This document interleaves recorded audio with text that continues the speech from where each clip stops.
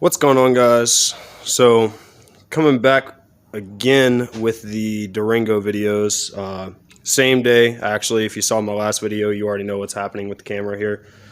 But today I kind of wanted to go over my headlight assembly. I've had a couple of issues here. You can see I just bought these probably about a year ago, something along those lines. They're the smoked Euros. I believe I got them off of Car ID. Turn them on so you can see what they look like. You can see they don't produce the best lights. I'm actually working on changing that now, but you can see you have like your main headlight here, and it's a dual bright bulb. So the brights are actually the brights and the dims are both coming from this one bulb. And then I also have this strip right here. And this strip is a set of LEDs that are supposed to be, I believe, daytime running lights that basically, daytime running lights stay on all the time. This set, however, since I have purchased it, I have not had these operating. I'll try and find the wire. It's kind of just tucked down in here right now. I'm not sure what that one goes to. Let's see, I think it's this one. So this is my LED wire. I had already, when I purchased these headlights, I thought that this was going to work right off the bat. That's kind of how they had advertised them. However, basically the back of the headlight assembly has a single strand, or it's a double wire single strand coming out for the LEDs, and then you kind of just, it's the same stock headlight assembly setup, so you just disconnect your bulbs, put the new assembly in, put your bulbs right into the new assembly, everything works fine. But the LEDs, obviously first gen Durangos didn't come stock with a set of LEDs equipped, so there's nowhere to just plug these in. I'll show you here, just kind of tap into the B plus and then touch the negative terminal. You can see that's what it was supposed to look like when they're actually on. Oh, sorry, wire came loose, it appears. That's what it's supposed to look like when they come on. It's a single strand of LEDs going across the front. I think they would look pretty cool. Go ahead and turn the headlights on with it so you can see what that would look like. That's with the headlights on. You have kind of this second strand of light forming right there. Alright, so what I'm going to attempt to do here is I need to find a place to run these wires where the battery is not going to be sending a constant signal. And that means that I could try to do a fuse. If I tap into a fuse, then there's potential that that'll work. However, I did attempt that already with this fuse panel, and I couldn't find one that didn't have constant power that I could tap into. So I'm gonna take a look at the fuse panel in the front dash over here and see if there isn't one that I can tap into that won't have constant power. If not, then we basically have one of two options. I can either tap into the power source of something that only turns on when the vehicle is on, or the headlights, potentially like the dimmer switch or something along those lines. Or I could keep things simple and tap directly into the wire that runs to the headlight bulb itself. That way, anytime the headlights are on, these LEDs will be running. The only issue with that is that as far as like a daytime running light goes, I wouldn't have them. They would just be considered headlights. I don't know how legal that is where I'm living. So I'm going to attempt to do the fuse thing first. I'd like to leave that as a last resort, but it would be a little bit easier. Alrighty, so I actually almost made a mistake. I caught myself. So what we're going to need is the power only to be ran to the fuse. I don't know why I thought that I was going to have to run the power and the negative, but so we're just running one power wire. We're just tapping into the power side of things. Then I have the negative tapped into the negative terminal on the battery up here. You can kind of see I just stuffed it down in there for testing purposes. And we're going to come around here where I have my wire is just kind of tapped into the radio fuse here. Make sure it's in there nice and tight. And then I'm going to turn the key to on and wait. See, the stereo is working fine, so the fuse is obviously working. And then if we come around here to the front and turn, yep, there we go. So the LEDs are now tapped directly into the fuse, so every time the radio turns on and the fuse is getting power, the lights should turn on.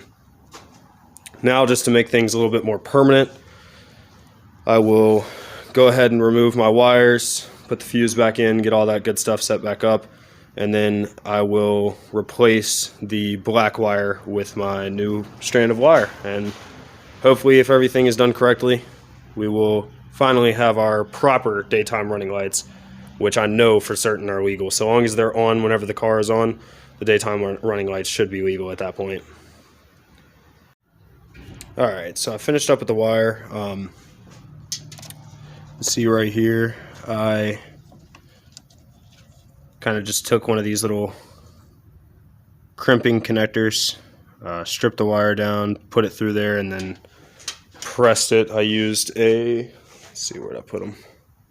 Used a set of pliers with one of these little crimpers right here on the bottom to kind of just press it down in there. It's nice and tight now. So I'm just going to take the, what do I do with it? Here it is. I'm going to take this wire and just slide it right over top of this nut, or this bolt coming out of the fuse box.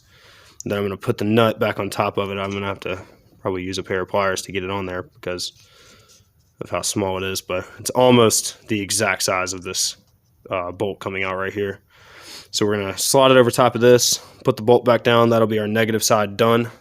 I found this piece right here. It's a single strand. I just have to go through and re-cut the ends. And then I actually already had my B plus right here. I know I'm probably going to get a little bit of hate for that because I didn't run it through the firewall, but I was in a rush. And I do actually plan on taking this out here soon anyways. So this won't be a permanent thing. But for now, what we're going to do is take one end of this wire and run it to the fuse. Then I'm going to pull the slack through and run this right up through this piece of trim, and right alongside that I might zip tie these together just to keep it moderately clean. And we'll take the excess, find out how much of it we need to cut off, and connect it to the black wire. We'll put like some heat shrink tubing on it or one of those little wire connector pieces. We'll do something along those lines to make it waterproof, clean it up a little bit, and then run it right alongside this B plus through the fender well right here. And then we'll do a final test to make sure everything is good before we put everything back together. All right, so what we're gonna do here is basically the exact same thing. I have one of these little, it's like a wire connector piece that you can stick two strands of wire into, and when you crimp it down it holds them together, it makes a solid connection. I'm just going to use one of these and crimp off both sides so you can kind of see, well, I don't know if you can see it on this or not, but there's a little indention right here in the center that stops half of your wire from going through, and we are going to use the crimp on that exact side for the wire that we're currently putting in, just like that. Take both hands, put some nice force behind it. Make sure you crimp it off nice and tight so that nothing's coming out of there. See, just like that. We're going to take our other side, we're going to do the same thing. We're just going to twist it off like so, and then run it through the other end. Make sure you get it nice and deep in there as far as it'll go at least. And then just run this right around. Grab it, crimp it. Put some nice force behind it. There we go. And just like that, our wire is now held on there together nice and tight. Alright, so I don't even know if you'll be able to see it, but right around here, drop down low a little bit. You see that's our power wire, kind of cuts up through the fender well right here, right alongside the B+ wire for the subwoofer. You see it runs back there, and then our connector is back there in the back. Alright, so I tested the fuse scenario that we had thought was going to work by putting it in the number 10 amp fuse right here. That did not work because apparently these fuses are constant.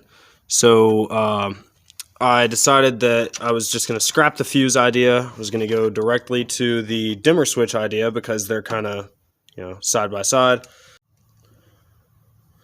Alright, so here we are with the finished product. I went ahead and fixed up our wire back the way that we had it originally, and my wire going through the fender is the exact same. Everything up here is basically finished. I got my wire ran from that headlight over there down through the radiator support beam, and what I opted to do was actually just tap right into the ignition switch. I showed you last time. You can see whenever they're on, if you look right there on that box, you can see every time I turn on my my signal lights, which is obviously also my instrument cluster, the front lights turn on. In order to do that, I just tapped in. You can see right here, there's a very green wire going right down behind the blue one. I just ran them together and re-crimped them into this connector to the dimmer switch. Alright guys, so we got it all back together. Fuse box is in place. Got the stereo put back in. You can see my little mic right here on the top. Everything is working properly, and you can actually see, I don't know how this happened, but the lights are now turning on just from having the key in. So you can see my dimmer switch is off. However, if I push my key in, the lights turn on. So that's a permanent thing. That's actually exactly what I wanted. So now you can see, like if I turn the car on, car's on, you can see dimmer switch is off. It's 100% off.